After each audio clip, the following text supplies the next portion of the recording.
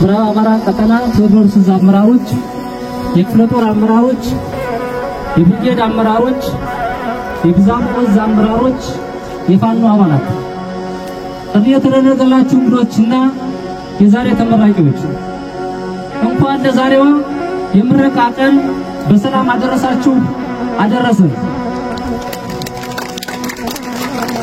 ከዚህ በመቀጠል የብርጌድ ዳሞት ብርጌድ እውነት ለመናገር የሰራው ታምር ተብሎ ማይገለጽ ለመግለጽ የሚቸግር ታምራዊ የሆነ ኮማንዶ ስልጠና በዚህ ልክ አሰልጥኖ ማስመረቁ እኔ በጣም ገርሞኛል።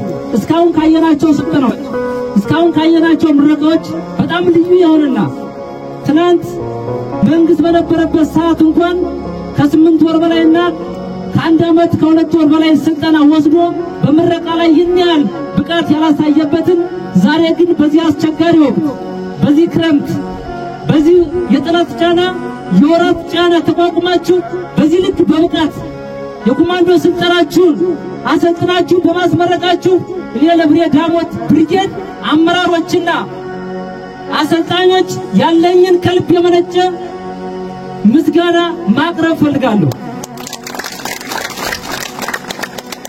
የዛሬ ተመራቂዎች እውነት ለመናገር የናንተ የምረቃ ስነ ስርዓት በዚህ ብቻ የሚያበቃ ሳይሆን ከዚህ በኋላ ካሁን በፊት በስልጠናችሁ ካያችሁት መከራና ስቃይ በላይ ሌላ ስቃይና መከራ የሚጠብቃችሁ መሆኑን በማወቅ በስነልቦና ተዘጋጅታችሁ የአማራን ሕዝብ መከራ ይህን የጨለማ ዘመን እንድታላቅቁ አደራ ማለት ፈልጋለሁ። ምክንያቱም የአማራ ሕዝብ ስልጣን በመናፈቅ በትጥቅ ለማሳካት ሳይሆን ለዘመናት ከታወጀበት የዘር ማጥፋት ዘመቻ ለአንዴና ለመጨረሻ ጊዜ ለመውጣት የጀመረው ለአስጨራሽ ትግል ነውና ይህንን ለአስጨራሽ ትግል በስነ ልቦና ታጥቃችሁ በስነ ምግባር ታጥቃችሁ በወታደራዊ ትእዛዝ የሚመጣላችሁን ትእዛዝ ተቀብላችሁ አገራችሁንና ህዝባችሁን ለመታደግ በቁርጠኝነት ተነስታችሁ ያለምንም የግል ፍላጎትና ስሜት አገራችሁን ለመታደግ ቆርጣችሁ እንድትነሱና ይህንን ትግልም ዳር ለማድረስ ያለመ የሁላችሁም የስነ ልቦና ዝግጅት እንዲኖር አደራ እላለሁኝ። ከዚህ በመቀጠል የአማራ ህዝብ እውነት ለመናገር ትናንትና በዚህ በመድረኩም ሲገለጽ እንደነበረው ለአንድ ጊዜ ለሁለት ጊዜ የውጭ ወራሪዎች መጥተው አገራችንን ሲወሯት ለአስጨራሽ ትግል አድርጎ አገር የመሰረተ አገር የታደገ አገርን ያኮራ ለሀገር የቆመ ለእምነቱ ለባህሉ የቆመ ህዝብ ነው። ይህንን ጠንካራ ህዝብ አከርካሪውን ለመስበር ለ30 ዓመታት ሰፊ ስራ ተሰርቶበታል። ይህም ሲሆን የአማራ ህዝብ ከአጠቃላይ በኢትዮጵያ እንዳይንቀሳቀስ እንዳይሰራ እንዳይኖር የህልውና አደጋ ተጥሎበታል። ይህ የህልውና አደጋ ደግሞ መፈናቀልን፣ መሳደድን፣ መዘረፍን፣ መገደልን አገር አልባ መሆንን አምጥቷል። ስለዚህ እኛ የምንታገለው ይህንን ስርዓት መሆኑን ተገንዝባችሁ በአማራ የጀግነት ወኔና አሁን የሰለጠናችሁትን ወታደራዊ ሙያ በመታገዝ ጠላቶቻችንን ከገጸ ምድር ለማጥፋት በሚደረገው ትግል ለአስጨራሽና በወኔ በጀግንነት ጠላቶቻችንን ለመደምሰስ እንድትዘጋጁ መልእክቴን አስተላልፋለሁ። እንደነገርኳችሁ የአማራ ህዝብ በደግነት በጀግንነት ባርቆ ሐሳቢነትና በአገር በመመስረት የሚሆነው የሌለ ተወዳዳሪ የሌለው ህዝብ ነው።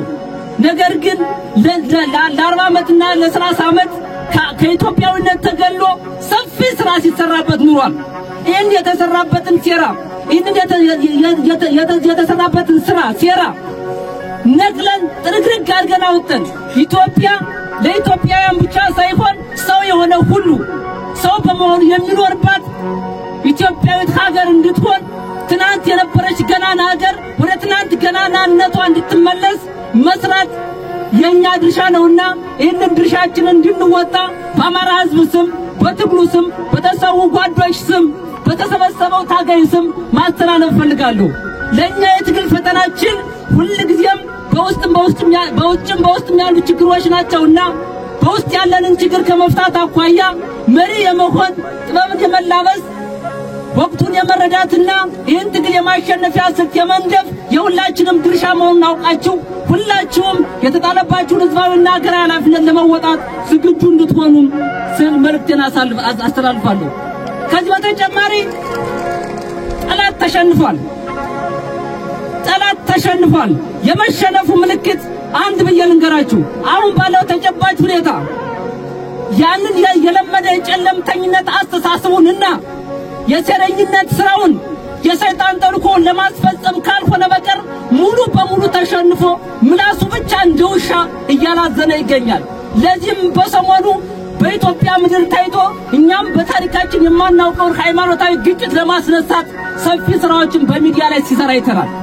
ይህ ደግሞ የኢትዮጵያ ህዝብ የአማራ ህዝብ በሚገባ ተረድቶ ከ4 ኪሎ ከናቢ ቢሮ የምትወጣ ሰነድ መሆኗን የራሳቸውን ስልጣን ለማራዘም የሚሰሯት መሆኗን በሴራ የተደራጀ ሴራ ተጠንሶ የመጣ መሆኑን በመገንዘብ ሁላችንም ከዚህ አስከፊ ነገር ወጥተን ከዚህ መጥፎ ነገር ወጥተን ከዚህ ጠላቶቻችን ከሚመዙልን አጀንዳ ወጥተን አገራችንን ለመታደግ ህዝባችንን ለመታደግ የመጀመሪያው ታሪካዊ ጠላታችንን እንድንፋለምና እንድንዋጋ ሁሉም የኢትዮጵያ ህዝብ ያለምንም የጾታ ልዩነትና ያለምንም የእድሜ ገደብ ወጥተን እንድንታገል የተከበሩ ሻለቃ ይዳለም ዘለቀ የአፋባ ምዕራብ አማራ ቀጠና ቴዎድሮስ ምክትል ወታደራዊ አዛዥ፣ የተከበሩ 50 አለቃ ታዬ ብርሃኑ የአፋባ ምዕራብ አማራ ቀጠና ቴዎድሮስ ስልጠና መምሪያ ኃላፊ፣ የተከበራችሁ የድርጅታችን ከፍተኛ አመራሮች፣ የተከበራችሁ የአፋባ ዲዛሞን እዝ አመራሮች፣ የተከበራችሁ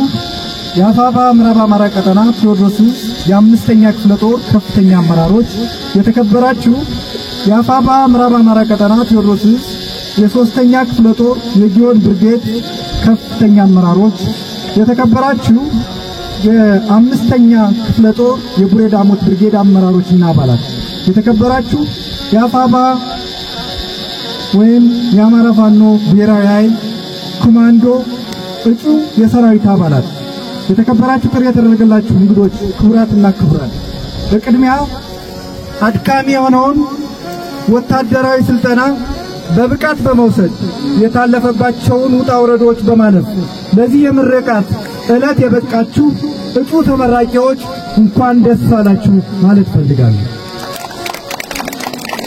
ዛሬ ይህን ደማቅ የፋኖ ሰራዊት ምረቃት ስናደርግ ህዝባችን ያለፈበትን መከራ፣ መፈናቀል፣ ስደት፣ ግድያ፣ ዘረፋና መሰል ስርዓትና መዋቅር ወለድ ችግሮች እና ያንን ለመከላከል የተደረገ ተጋድሎን ማስታወስ ያስፈልጋል።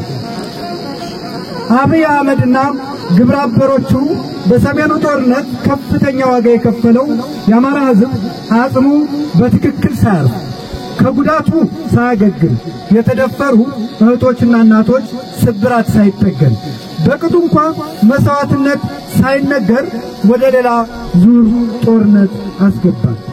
የሥርዓቱ ዋነኛው ምክንያት አረመኔው የብልጽግና አገዛዝና አማካሪዎቹ ያቀዱት አማራን ትጥቅ የማስፈታት ፕሮጀክት እንደሆነ በአደባባይ ቢታወቅም ስውር ዓላማው ደግሞ አማራ ህዝብ ላይ የዘር ማጥፋት ወንጀል በመፈጸም የዲሞግራፊ ለውጥ በማምጣት መብቱንም ማንነቱንም የማይጠይቅ በስነ ልቦናም በቁጥርም የኮሰመነ አማራን በማምጣት የኢትዮጵያን ንባራዊ ሁኔታ በመለወጥ በአዲስ ቀመር አገር አፍርሶ መስራት ነበር። የአማራ ልዩ ኃይልን በይፋ በማፍረስ ምልክቱ ሲታይ በታሪክ አጋጣሚ እንደገና የተወለደው የፋኖ መዋቅር የጸረ አረመኔ አገዛዝ ትግልን በጠበንጃ በመምራት በወሰደው አቋም የሀገሪቱ የቀጠናው የፖለቲካ ተንታኞች ግምት ውጭ ሆኖ አብይ አህመድም አማራውን የማጥፋት ቅዠቱ ህልም ሆኖ አማራም ከገባበት የጦርነት አረንቋ ወይም አብይ ከገባበት የጦርነት አረንቋ መውጫው አጥቶ አማራው ትላንት በምላሱ ያጨረበረው አሸባሪው አገዛዝ ከማስወገድ ውጪ አማራጭ እንደሌለው አውቆ በመተናነቅ ላይ ይገኛል። በጥቂት ቆራጦች የተጀመረው ተጋድሎ ዛሬ ብዙዎችን ከጎኑ ያሰለፈ ቢሆንም ዓላማው ስርዓታዊና መዋቅራዊ ለውጥ ለማምጣት ያለመ እንደመሆኑ መጠን ስርዓት እና መዋቅር ያለው ተዋጊ ኃይል ማሰልጠን፣ ማስታጠቅ፣ ማደራጀት፣ ማሰማራትና መቆጣጠር የሁልጊዜም ተግባሮቻችን ናቸው። ይህ የዛሬው የምረቃት ፕሮግራም የዚሁ ተልዕኮ አካል መሆኑም ይታወቃል። ይህን ትግል ስርዓት የመንቀልና የመትከል ነው ስንል ከሌሎች ኃይሎች ጋርም የምንተባበርበት እንደመሆኑ የምንገነባው ኃይልም የምናሰለጥነው ሰራዊትም ለአማራ ሕዝብ ብቻ ሳይሆን ለሌሎች ኢትዮጵያውያንም ተስፋ መሆን ይገባዋል። አብይ አህመድ እንደሚያሰማራው 120 ጥይት ከነክላሹና ቦምቡ ታጥቆ መቀነት ቆራጭ የሆነ ማፈሪያ ሰራዊት ሳይሆን የእናቶችን እንባ የሚያብስ ለአባቶቻችን መከታ፣ ለሕፃናት ከለላ፣ ለሁላችንም ጋሻ፣ ለሀገርም አለኝታ የሆነ ሰራዊት መገንባት ያስፈልጋል። ይህ የሚመጣው በስራ ነው። ላለፉት 3 ዓመታት ይህን ስናደርግ ቆይተናል፣ እያደረግንም ነው። ከዚህ አንጻር የዛሬ ተመራቂዎች ለፖለቲካ ገበያ የሚቀርብ ጨዋነትና ዲስፕሊን የአማራ ሕዝብ ከእናንተ የሚጠብቅ መሆኑን አውቃችሁ ችግሮቻችን ተቋቁማችሁ በጽናት እንድታኮሩን አደራ ማለት እፈልጋለሁ። በየውሏችን የተለያዩ ጀብዶዎችንና ተቆጥሮ የማያልቅ ገድል የበዛበት ልዩ ታሪክ እየተጻፈ ያለው ጥቂት የማይባል ጊዜ በወሰደ የመደራጀት፣ የመመራራት፣ የመደማመጥ፣ የመደጋገፍ በዋናነትም በቅንነት ላይ የተመሰረተ መስተጋብር ስላለን ነው። ይህ የበለጠ ሰፍቶ እና ተደራጅቶ መቀጠል ይገባዋል። አገዛዙ የታጠቀው ጠመንጃ በገፍ ነጥቀነዋል። ዛሬ የምናሰለጥናቸው እና የምናስመርቃቸው የሰራዊት አባላት የሚታጠቁት ከጠላት የተማረከ መሳሪያ ነው። የዛሬ ተመራቂዎችም ማርካችሁ የማስታጠቅ ልዩ ተልዕኮ ይጠበቅባችኋል። መሬት ላይ ያለው ሰራዊት በኃይል እየተማረከ 4 ኪሎ ያለው ትዕዛዝ ሰጪ ደግሞ የፖለቲካና የዲፕሎማሲ መንገድ ጠፍቶበት እየተተራመሰ ያለበት ወሳኝ ጊዜ ላይ እንደመገኘታችን መጪው ጊዜ በተለይ መጪው ወራት እስካሁን ከነበረው በተለይም ትጋትና ጽናት የምንሰራባቸው በትጋትና በጽናት የምንሰራባቸው በመሆናቸው የክፍለ ጦርም የብርጌድም የሻለቃ አመራሮች እንዲሁም አባላት ትልቁን ዓላማችን ታሳቢ ያደረገ የሞራል ዝግጅት እንዲኖራችሁ ማስታወስ እፈልጋለሁ።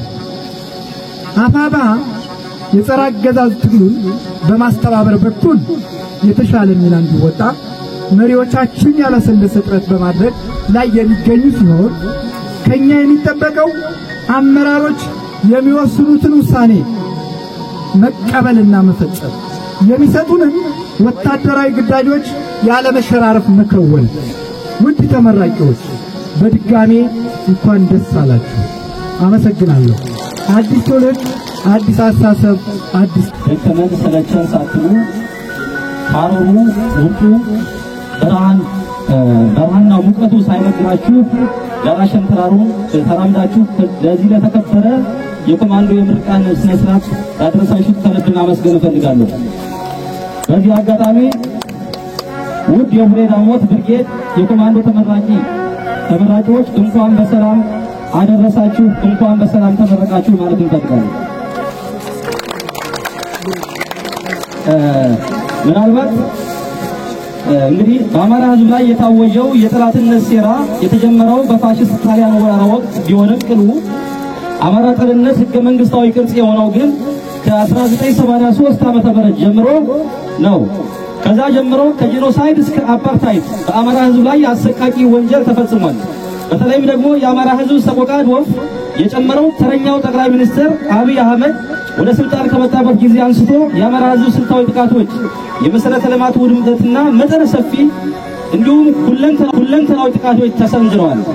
በአጠቃላይ አማራው ኢትዮጵያ ሀገራችን ከሌሎች ወንድሞቻችን ጋር ስርዓተ መንግስት እንዳልመሰረተ ከትናንት እስከ ዛሬ የማያባራ የህልውና አደጋ ገጥሞት ይገኛል።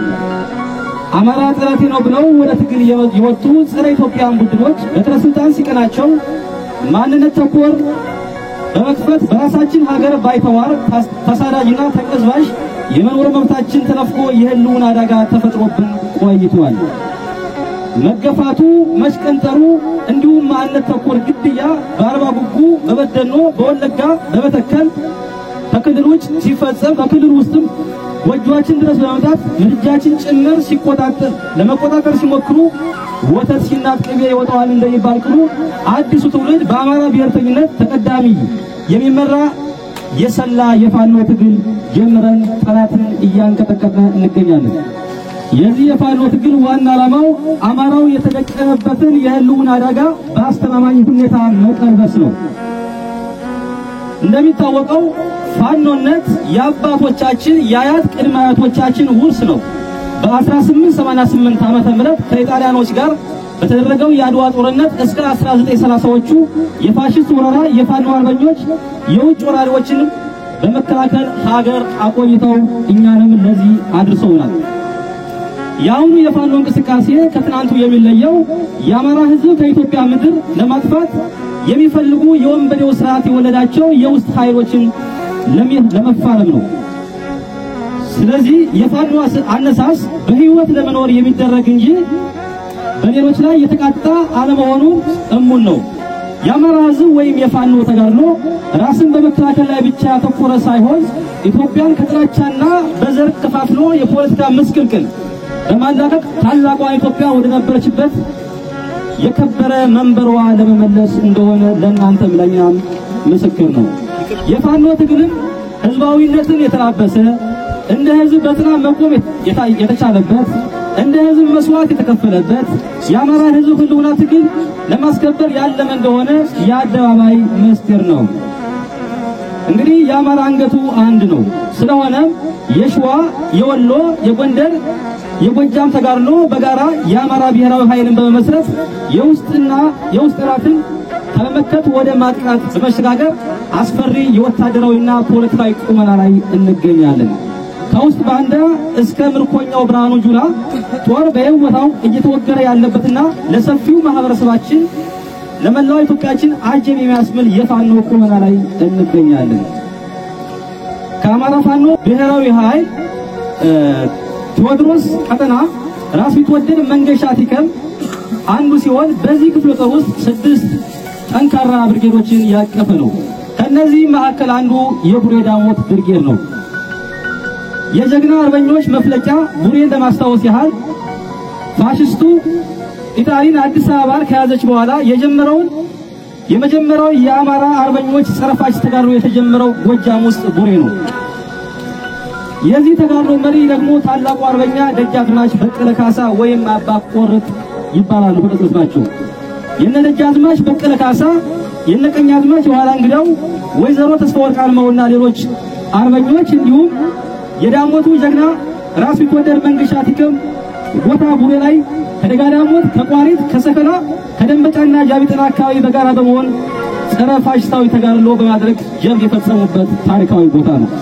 ዛሬም ላይ የቀደምት አባቶቻችን የፋኖ ተጋድሎ ውርስ በመቀበል ቡሬ ዳሞት ብርጌድ በመመስረት ጠላትን እንዳመጣጡ እየቀጠቀጠ በርካታ የነፃ ቀጠናዎችን በመቆጣጠር ለጠላት ራስ ምታት በመሆን የማህበረሰቡ ደጀን መሆን ችሏል።